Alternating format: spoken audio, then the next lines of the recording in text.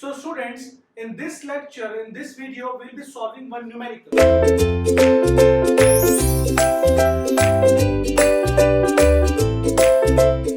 Okay, so the numerical, it says that a bar of 20 mm diameter, a bar of 20 mm diameter in an axially loaded short column. Whatever is important, I am encircling. Short column is to be spliced with 16 mm diameter bar. 16 mm diameter bar. The lap length required for the proper transfer of the load in mm, the lap length required for the proper transfer of the load in mm is, top AD is given to you as 1.2 megapascals and grade of the steel is given to you as 415. Fe415. Now the important thing which I would like to tell you is that when two bars are joined together, or you can say when two bars are spliced together and they are of different diameters. I am again repeating, if two bars are spliced together and they are of different diameters, then the lap length is calculated based on the diameter of a smaller diameter, not the bigger diameter. Let us say one bar is 16 mm, another bar is 12 mm. So lap length will be calculated with the 12 mm bar respective, not the bigger one, that is the 16 mm bar. Another important thing, when I will be teaching about columns, I will be telling you that column is basically a type of compression member, right? So column is a type of a compression member. It means that whatever we will be doing, we will be discussing about the third case, that is the compression case, right? So the lap length for compression member, I told you that the lap length for compression member, it is LD, or 24 times the diameter of the bar greater of the two. Remember it? Greater of the two. It is for compression member.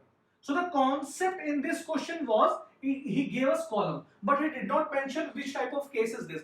This is my common sense that if it is a column, it will be compression member. Simple. Clear? Now let us calculate. First of all, I have to calculate LD and then I have to calculate 24 times of diameter of the bar. The greater of the two will be taken as the, you can say, as the lap length.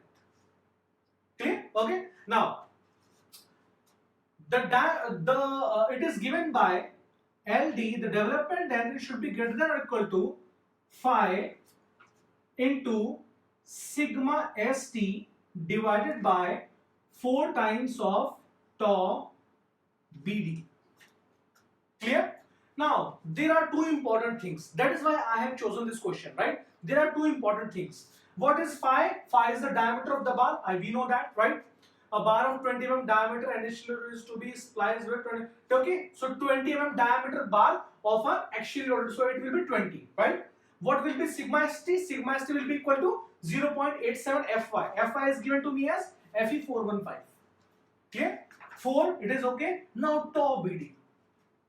Now it is given to you as Fe415. So which type of steel is Fe415? Remember my first lecture when I talked to you about steel? Steel is a HYSD. HYSD means high yield strength deformed bar. So if it is a deformed bars, then the tau BD it increases by 60%. Right? It means that LD should be greater than or equal to phi into sigma st divided by 4 times of 1.6 into tau BD. Clear? Now one more important thing. It is column. That is why I have chosen this question. It is column. You know that column is a compression member, and I told you that this formula is valid only for a pull-out test. It is only valid for a pull-out test. But if it is a compression member, it will be in compression. And for compression, this value of the load or the bond stress, it increases by 25%. Remember it, right? So what will I do? I will again increase this value by 25%, or you can say that instead of 4, I can write 5.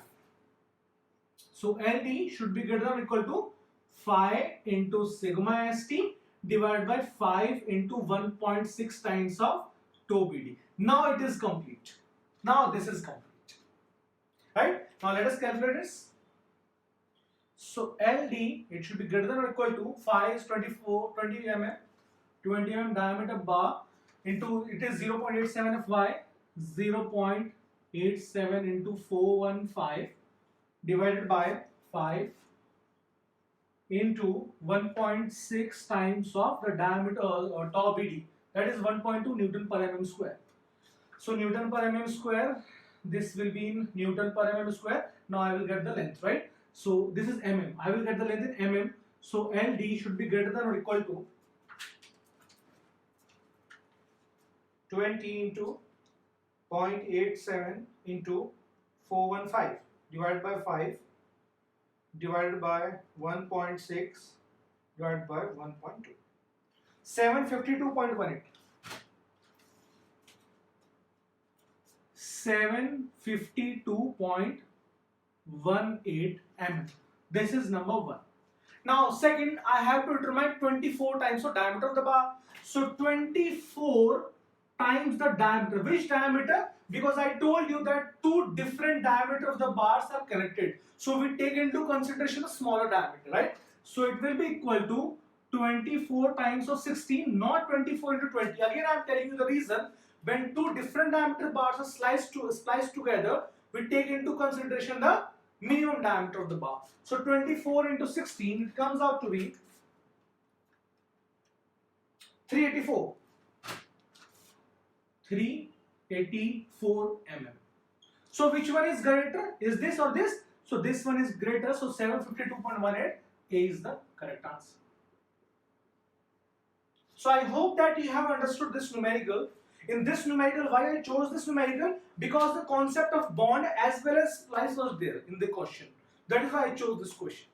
So I hope that you have understood the question and you have understood the concept of splicing in much detail. Yeah? Now, let us move forward and let us understand few more concepts. Thank you.